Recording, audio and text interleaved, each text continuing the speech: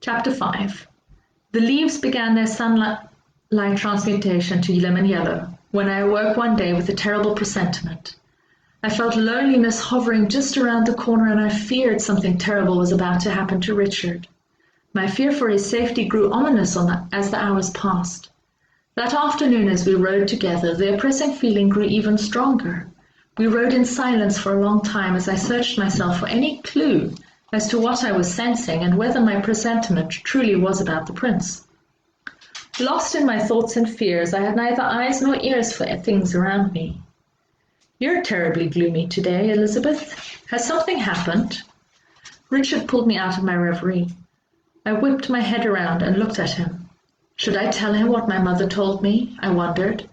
Mother had made me swear not to tell Edward or father, but not specifically Richard. I decided to trust my instincts on the matter. I couldn't protect him if he didn't know I could use magic. We'd reached that lovely mountain meadow beside the brook which we often came to. It was one of my favorite places, peaceful and beautiful. The valley spread out in a breathtaking view with the late summer sun streaming over golden wheat fields below. There were still a few flowers holding on out against the changing season. I dismounted and waited for him to do the same before I began. "I feel I need to confess. Not telling you has weighed heavily on me for a while now, and what with the dangerous times brooding, I feel you should know." I trailed off, not knowing exactly how to tell him. Thankfully, Richard guided me by asking the pertinent question. "What do you mean, dangerous times? What do you speak of exactly?" I sighed before answering. "I'm talking about the evil witches who are trying to gain power in this kingdom.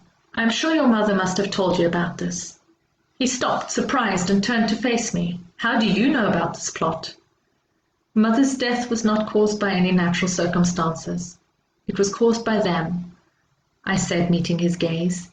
She told me before she died how they sapped her of all her strength for months. They overpowered her with their superior magical abilities day by day. She warned me of their likely intent to harm you. This morning I woke with the feeling that something terrible is going to happen, and I fear it might have something to do with this, that they are planning to harm you."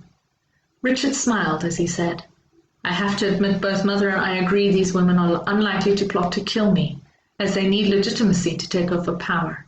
It makes far more sense. They would want to control me so they can rule the kingdoms through me. Besides, Mother and her friends are heavily involved in protecting me. I think I must be carrying about 100 silly charms. I've been assured they work perfectly well and will protect me from any attempts to harm me or to control my mind." He placed his hand on my shoulder and smiled. "Don't worry, sir." I shook my head and met his gaze. "Those spells are weak and can be broken through easily." He frowned. "How do you know this, Zibby?" I scowled at him before turning to continue our stroll through the meadow. "They attacked Mother for a reason," I began again. "She was also a magic user, and from what I gather, probably the most powerful one remaining in the Queen's circle.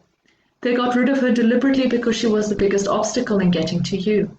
The strongest protection by far that you have on you at the moment is your signet ring. Did you ever give it to my mother?" "Yes. She asked to see it shortly after it was given to me last year. I didn't realize she imbued it with a protection even then. Did she tell you this?"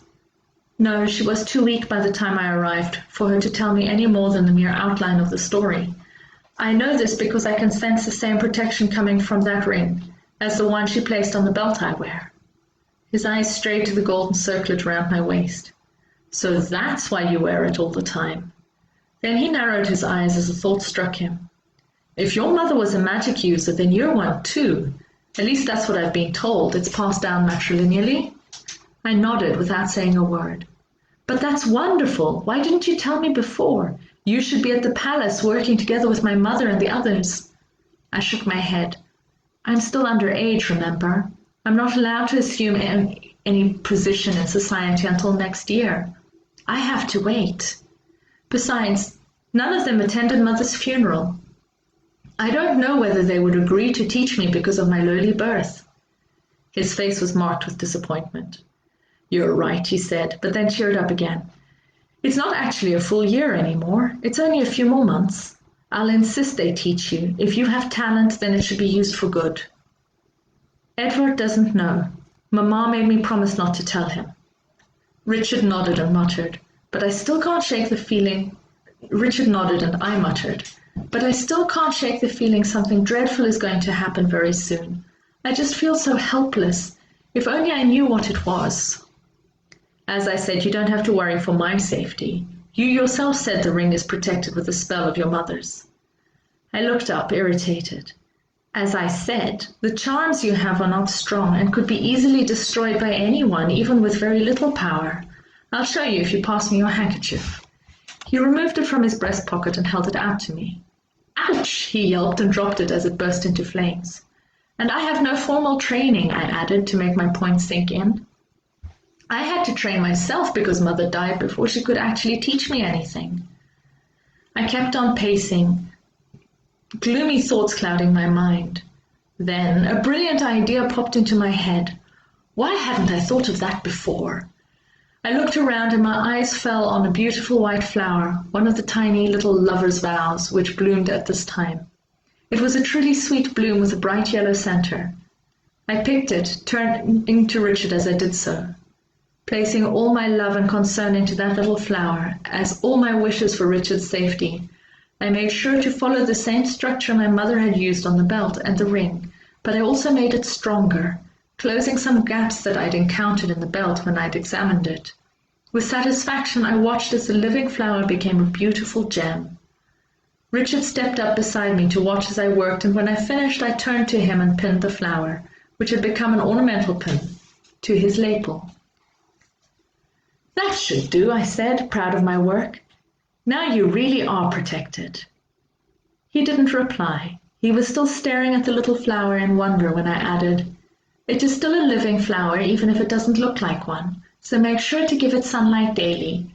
That way it will maintain its strength. It might even become stronger if you do that.